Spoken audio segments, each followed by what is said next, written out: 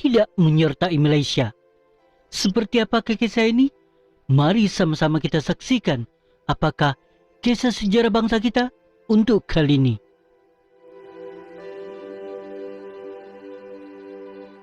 Apabila Sultan Omar Ali Saifuddin III dari Brunei mengisytiharkan bahawa Brunei tidak akan bersama-sama membentuk Malaysia,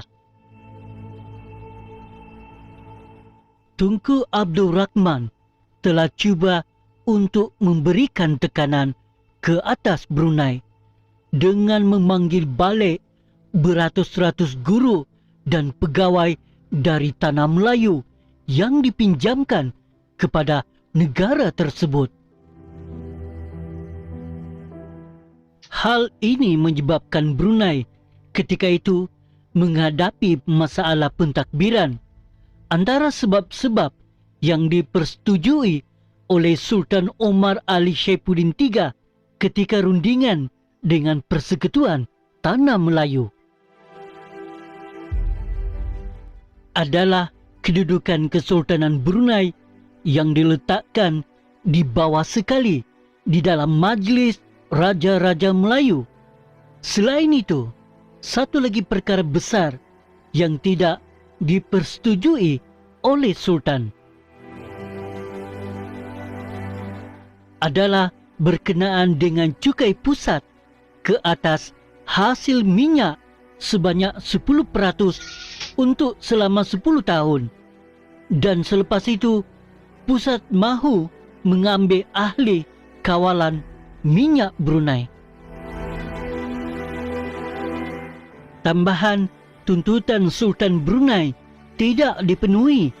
Tuntutan paling utama ialah soal kekuasaan baginda dan soal penguasaan ke atas hasil minyak negerinya. Walaupun permintaan telah dipersetujui oleh Tunku Abdul Rahman, tetapi Sultan tetap mengambil keputusan untuk tidak menandatangani perjanjian Malaysia. Hal ini kerana kekuasaan baginda tidak dipertimbangkan secukupnya. Seterusnya, selain baginda, A.M. Azhari yang memimpin rakyat Brunei telah menghantar satu memorandum kepada Majlis Mesyuarat Undangan Negeri Brunei bagi menyatakan bantahan Parti Rakyat Brunei, tetapi kerajaan British menangguhkan perbincangan memorandum. Hal ini membangkitkan kemarahan Parti Rakyat Brunei. Kemuncak kepada penentangan ini, Parti Rakyat Brunei telah mencetuskan pemberontakan bersenjata pada 8 Disember 1962 terhadap kerajaan Brunei sendiri supaya menolak penyertaan mereka. Dalam hal itu, Indonesia secara terang-terangan menyokong tindakan Parti Rakyat Brunei. Dan parti ini juga mendapat bantuan daripada Parti Komunis Indonesia, iaitu PKNI. Pemberontakan ini berjaya dipatahkan oleh kerajaan Brunei. Dengan bantuan kerajaan British dan Persekutuan Tanah Melayu. Namun, fenomena ini menyebabkan Tunku Abdul Rahman berpendapat kemasukan Brunei boleh menimbulkan masalah politik. Justru penyertaan Brunei ke dalam Malaysia dibatalkan. Brunei dari awal memang tidak berminat untuk menganggotai Persekutuan Malaysia bersama-sama Singapura, Tanah Melayu, Sabah dan Sarawak pada 16 September 1963. Sultan Haji Omar Ali Saifuddin III pada prinsipnya menerima idea pembentukan Malaysia sebagai satu strategi politik bagi menentukan survival Kesultanan Brunei. alasan berkaitan isu cukai, keuangan, hasil dan giliran menjadi raja hanya alasan baginda menolak cadangan penubuhan Malaysia sehingga menyebabkan Brunei tidak jadi menganggotai Malaysia. Baginda Sultan membawa bersamanya 5 pegawai tertinggi ke London bagi membuat keputusan akhir pada Julai 1963 dengan harapan bahawa sebarang hambatan dapat diatasi dalam perbincangan berkenaan. Bagi Sultan Brunei, alasan utama baginda akhirnya memutuskan untuk tidak menganggotai Malaysia ialah demi melindungi Brunei dan rakyatnya dengan isu hasil minyak menjadi faktor utama. Perbincangan pertama dengan Brunei untuk membincangkan cadangan pembentukan Malaysia berlangsung di Kuala Lumpur pada 9 Julai 1962 dengan Brunei diwakili Pangeran Pemanca Muhammad Alam.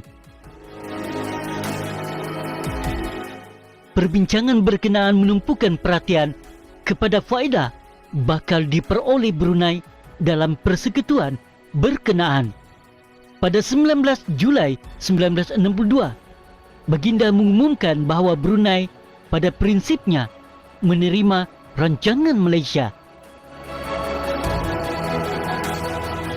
Mesyuarat rasmi diadakan antara Kerajaan Malaysia dengan Brunei pada 22 September 1962 di Kuala Lumpur.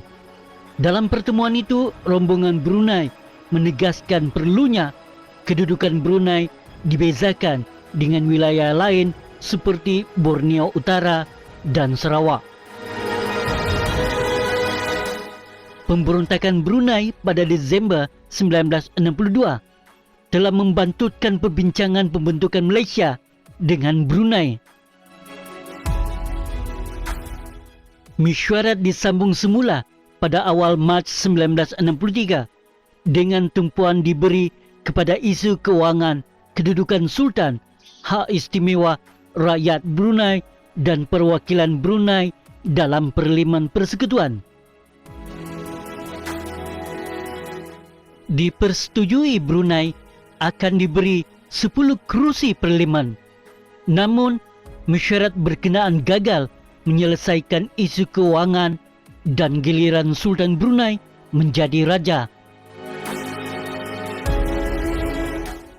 Kerajaan Brunei berpendapat bahawa isu keuangan dan sumbangannya kepada kerajaan persekutuan yang bakal dibentuk sebagai faktor utama yang menggagalkan keanggotaannya dalam Malaysia.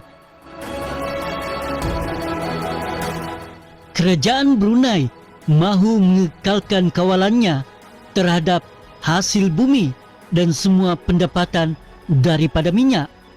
Brunei enggan mengungsikan pendapatannya dengan negeri-negeri lain. Bagi Brunei, keanggotaannya dalam Malaysia tidak membawa banyak faedah dari segi ekonomi.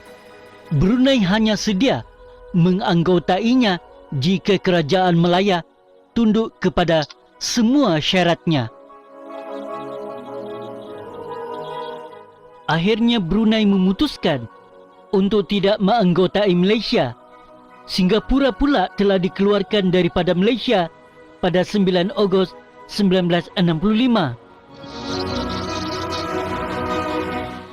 Hujah-hujah bahawa dengan pembentukan Malaysia maka dapat membendung ancaman komunis dan untuk mendapatkan kemerdekaan awal dari British akhirnya telah ditolak oleh Sultan atas sebab-sebab tidak bersetuju dengan syarat-syarat di atas.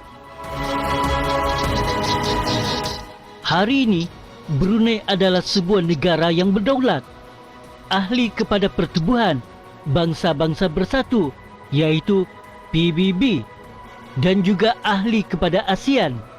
Ini bermakna ianya sebuah negara yang diiktiraf bukan saja oleh negara-negara yang berjiran dengannya, malah diiktiraf di peringkat antarabangsa. Hari ini juga rakyat Brunei menikmati pendapatan per kapita antara yang tertinggi, harga petrol yang terendah, pendidikan percuma hingga peringkat tinggi dan sebagainya. Pada akhir tahun lepas, kerajaan Brunei melalui Menteri Tenaganya telah melahirkan rasa kecewa secara terbuka kerana masih ramai rakyat tempatan tidak diambil bekerja di syarikat-syarikat pembekal dan kontraktor industri minyak. Menteri tersebut berkata, walaupun Brunei mengalu-alukan pelabur asing, namun jika tidak serius untuk memberikan peluang pada rakyat tempatan, syarikat-syarikat ini tidak dikehendaki untuk berada di Brunei.